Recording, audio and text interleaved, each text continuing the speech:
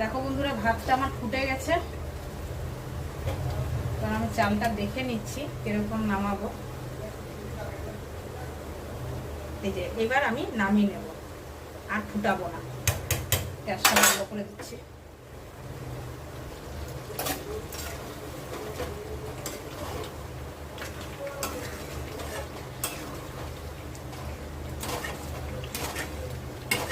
এটা আস্তে আস্তে হবে। দেখো বন্ধুরা, আমি একটা বিরিয়ানির হাঁড়ি নিয়েছি। এবার বিরিয়ানিটা যেভাবে তৈরি করব এবার শুরু করছি। আমি আগে নেব মাংস।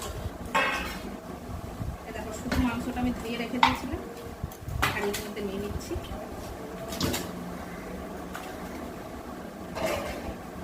এবার এটাতে দেব পেঁয়াজ আর কাঁচা লঙ্কা বাটা।